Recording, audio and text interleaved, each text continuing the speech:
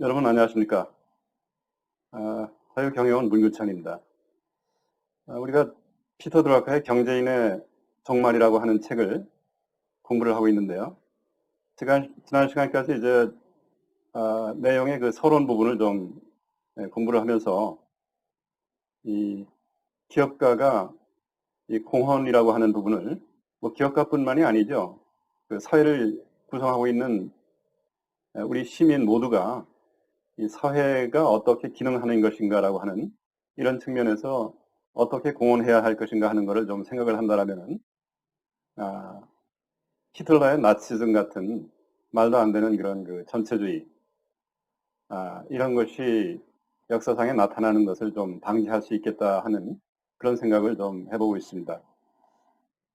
그러면 이번 시간에는 왜 유럽에서 이 피터 드러커가 진단하는 것이죠. 왜 유럽에서 이제 그런 나치즘 이러한 전체주의 역사에 엄청난 그 폐해를 끼치고 엄청난 그 사육과 이 파괴를 불러일으켰던 그러한 그 전체주의가 태동이 됐었는가 나타났는가 하는 것을 좀 살펴보도록 하겠습니다. 유럽사에서 산업혁명 이후에 한 150년간 자본주의가 지속적으로 발전을 했죠. 그렇게 하면서 이제 그야말로 이 물질적인 풍요를 이루게 되고 사람들은 이런 식으로만 하면은 잘 될 것 같다라고 하는 일종의 낙관론이 지배하는 그런 그 세월을 구가를 했었습니다. 그런데 이제 이것이 이제 또 뭐 마르크스주의, 사회주의적인 공격 이런 것이 나타나고 또 여러 가지 공황이라든지 실업 문제라든지 그리고 유럽의 그 1차 대전이라고 하는 그 대전 이런 거에 의해서 이제 유럽 사회가 발전을 종료하죠. 1차 대전이 끝나면서 이제 사람들은 엄청난 그 하이퍼 인플레이션에 이제 노출이 되고 이렇게 하면서 사람들은 패닉 상태에 빠지게 됐던 것입니다. 그러면서 그 시절을 좀 생각을 해보자. 1차 대전이 끝난 바로 직후의 상황을 생각을 해보자면은 한 150년에 걸친 자본주의의 지속적인 발전 이것도 뭔가 자유와 평등이라고 하는 유럽 사회의 그 이 정치의 정당성을 부여해주는 그 기본 원리죠. 이거를 부여해주는 데 있어서 아, 실패를 했다 이렇게 이제 사람들이 느끼기 시작했고 동시에 마르크스주의라고 하는 이 사회주의 이것도 이제 처음에는 굉장한 그 이것이 이제 그 사람들한테 봤을 때 이거 꿈을 갖다 주는 하나의 종교적인 신앙으로까지 이렇게 비춰졌던 그런 것인데 이제 알고 봤더니 이것이 단지 정권을 잡으려고 하는 그런 정치꾼들의 그 선동에 불과하고 이것이 이루어졌다 하더라도 결국은 더욱 경직된 그 관료 이런 거에 의해서 이 관료만이 이제 어떤 그 모든 그 정치적인 영향력을 전부 장악을 하는 것이죠. 그렇게 됐을 때 이제 자유와 평등이라고 하는 그 측면에서 모든 것을 다 부여하겠다라고 하는 그 약속은 허구임이 이제 밝혀지는 것이죠. 그 결과는 드로커가 진단을 했을 때는 이 두 가지가 다 실패를 했다라고 하는 이 두 가지가 근데 드로커는 어떻게 보느냐 하면은 자본주의라고 하는 측면, 그 다음에 마르크스 사회주의라고 하는 이 두 가지 이념, 이것이 모두 경제인의 원리에 기반을 하고 있는 이념이다 이렇게 보고 있는 것입니다. 경제인의 원리, 그 방법론이 다른 것이죠. 그런데 이 두 가지가 사람들이 보기에 둘 다 실패했다. 그러면은 그 다음에 이게 이 두 가지 희망을 가지고 있었던 두 가지가 모두 실패했다. 여기서 패닉이 오는 것이죠. 사람들은 그 다음에 뭐를 가지고 이렇게 믿어야 할지 이 어떤 그 정치적인 이념에 대한 어떤 믿음 이런 것이 상실이 되고 하면서 생겼던 공황 상태 여기에서부터 이제 이 전체주의가 파고들었던 그 원인이 되는 것이다. 이렇게 진단을 하고 있습니다. 이러한 그 상태, 우리가 지금 이 경제인의 종말이라고 하는 그 책을 좀 공부를 하는 그 이유 중에 하나는 한국의 현실, 현재 상태가 전체주의가 도래했던 그 유럽, 1930년대, 이때하고 상당히 유사한 점이 있다라고 하는 제 나름대로의 그 판단 때문에 이거를 좀 공부를 하고 있는 건데요. 한국은 어떻느냐, 현실. 한국의 현실은 지난 1980년대에 이제 자유화라고 하는 민주화가 이제 선언이 되면서 87 체제라고 하는 것이 시작이 됐죠. 그러면서 이제 너무나 갑작스럽게 민주화라고 하는 본물이 터지면서 이것이 나중에 이제 쭉 흘러가는 걸 보면은 민주화라는 그 말 그대로의 민주화가 아니고 어떻게 보면은 사회주의의 물결이 거세게 이렇게 밀어닥쳤다 하는 것으로 이제 진단을 해볼 수가 있습니다. 왜 그러냐 하면은 그 이후에 나타나는 여러 가지 증상이나 이런 걸 보면은 반기업 정서가 엄청난 파고처럼 이렇게 밀어닥쳤죠. 반기업 정서. 이것이 얼마나 심했으면 기업들이 국내에 투자를 하는 거를 전부 꺼리고 중국이나 동남아시아나 뭐 인도 이런 데로 공장을 다 뜯어가지고 이제 옮겼지 않습니까?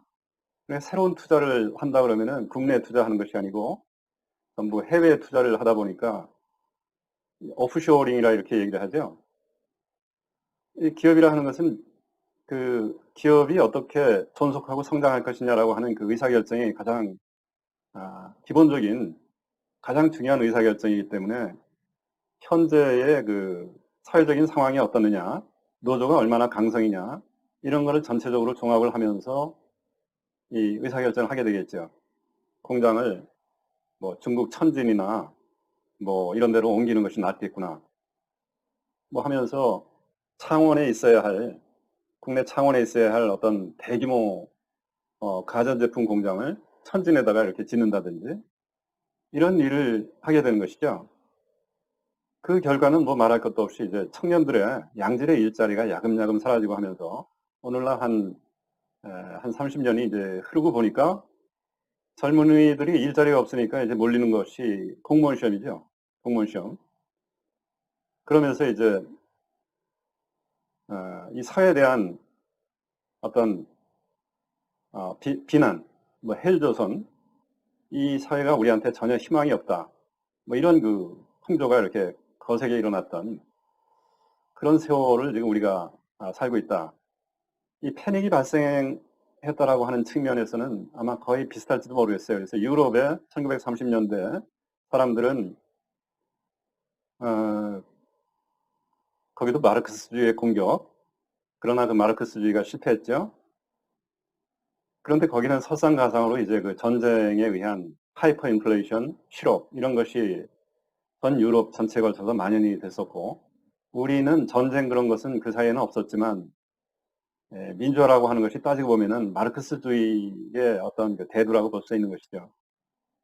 그 내용상으로 그 사회의 하나의 그 천병이라고 볼 수 있는 이 사회 발전에 경제 발전에 역군이라고 볼 수 있는 그 황금알을 낳는 거위 이 대기업을 그렇게 미워할 수가 있겠습니까? 이거를 어떻게 달리 설명할 수 없는 것이죠. 어떤 그 마르크스주의라고 하는 이 사회주의 이념을 빼놓고는 달리 어떻게 설명을 해볼 수 없는 그런 현상이 한국에 이제 발생이 됐다. 그래서 사람들은 취직할 수 있는 일자리가 감소하고 장차 희망이 없다, 경제 상태에 희망이 없다 하면 사람들은 점점 비참해지고 뭔가 모르게 불안에 이제 휩싸이게 되고 하는 것이 사람의 정서입니다. 그러면서 이제 그러면서 유럽은 이게 뭔가 사람들이 이건 자본주의도 안 되는 것 같고 사회주의도 안 되는 것 같다. 그러면서 이게 도대체 뭘까 하면서 도대체 이 사회에 원인을 알 수 없는 어떤 데몬이라고 하는 게 피터 드러커가 데몬이라고 하는 표현을 썼는데 이게 악기입니다. 악기. 좀비 같은 무슨 악기가 이 사회를 배회하는 것 같다 하는 느낌을 강하게 받은 거예요. 그러면서 이 악기가 무엇일까? 그거를 파고들어놓는 것이 이제 히틀러가 이게 바로 유대인이다 이렇게 된 것이죠. 그러면서 이제 히틀러가 그런 거를 가지고서 선동을 하고 하면서 이제 그 정권을 잡고 그리고 그 역사상에 이 정말 피비린내 나는 유대인 학살 이런 거를 저지르고 했던 것이 독일의 전체주의라고 볼 수가 있겠죠. 에, 그 한국의 그 반기업 정서 이 부분 체벌을 해체해라 뭐 이것이 말이 안 되는 것이죠. 재벌을 해체해가지고 마치 대중에게 나눠줘라 하는 것이 오늘날 이 대기업을 억제고 하는 모든 그 규제법이라든지 재벌개혁법이라든지 국회에서 쏟아져 나오는 이런 거를 따지고 보면은 재벌을 다 깨서 해체해가지고 작은 기업으로 만들어서 대중에게 나눠줘라 하는 것인데, 이런 일이 한국에서 현재 일어나고 있다. 그리고 이 한국의 재벌 대기업 하면은 사실 세계적인 기업이지 않습니까?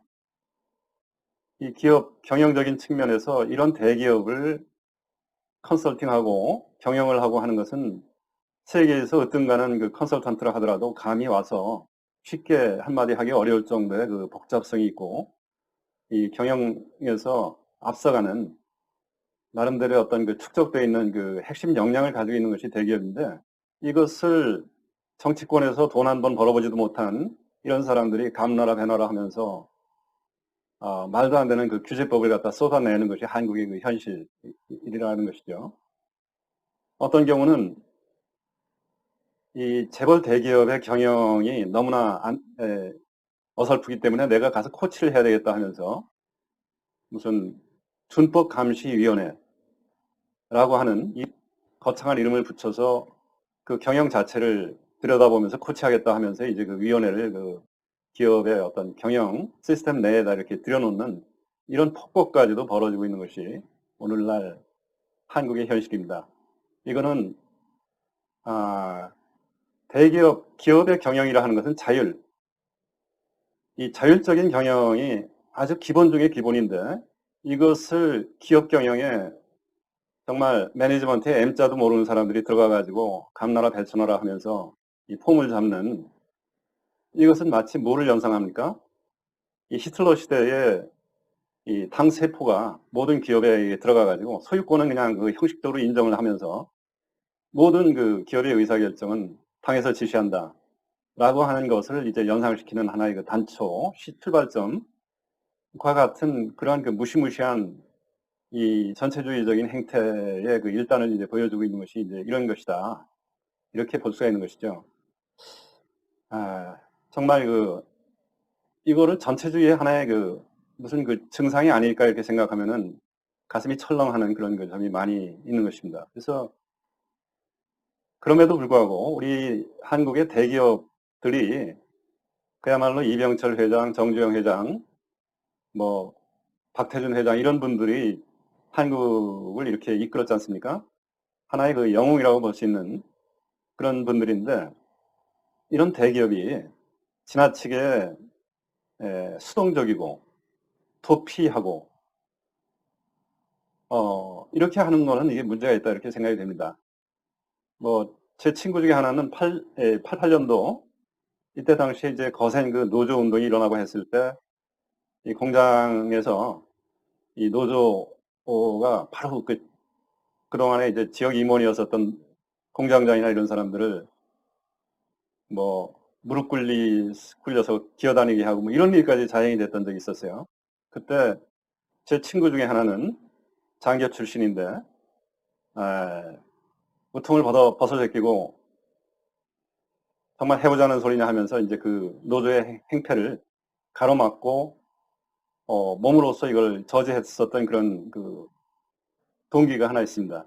이 동기가 본사에 그런 그 소문이 알려지고 하면서 얼마나 기업 총수가 이 사람을 그 믿음직스럽게 생각했는지 본사 기획조정실에 이제 불러들여가지고 승승장구 부사장까지 이렇게 하고 은퇴를 했던 그런 친구도 있는데, 이런 무슨 결기가 있어야 되겠죠, 아무래도.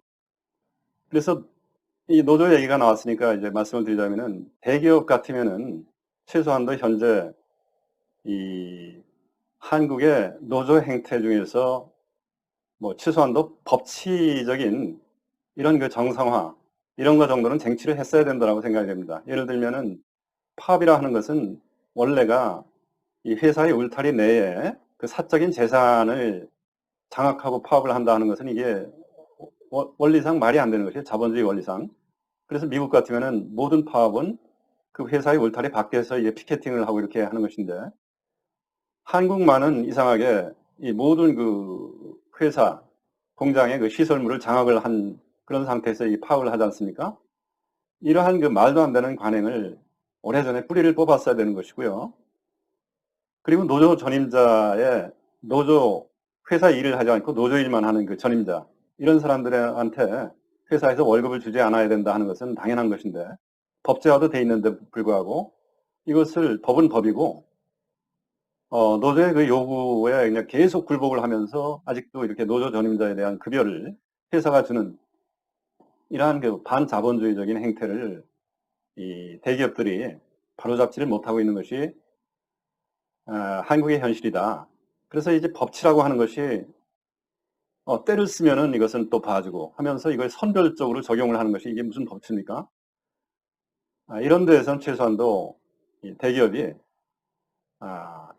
정말 무슨 희생을 치르고서라도 이것을 벌써 바로 잡았어야 되는 그런 그 관행이다. 이렇게 생각을 했을 때 물론 전체적인 흐름은 대기업이 어쩔 수 없는 그러한 그 일반 환경, 과학 환경이 아닌 일반 환경의 그 도도한 흐름 속에서 이제 일어나는 그 어려움이라고 이렇게 볼 수도 있지만 그럼에도 불구하고 대기업이 가져야 할 이 사회가 어떻게 기능을 해야 되는가라고 하는 펑셔닝 소사이티를 만드는 데 있어서의 그 공헌 이런 거를 생각했을 때 최소한도 이런 그 노조의 정성화 문제 이런 거에 대한 노력을 훨씬 더 많이 했어야 된다 이렇게 말씀 드릴 수가 있겠습니다. 이번 시간에는 왜 이 유럽에서 그런 그 파시즘 전체주의가 일어났는가 하는 것을 우리의 현실하고 좀 이렇게 비교하면서 말씀을 드렸습니다. 다음 시간에는 이 파시즘의 특징 중에 하나가 전혀 합리성을 배제한 합리성하고 관계가 없는 이런 그 정책들을 마구 쏟아내면서 선동을 하는 이런 부분인데 이것이 또 우리의 현실하고 또 유사한 점이 많다라고 하는 이러한 부분에 대해서 논의를 하도록 하겠습니다.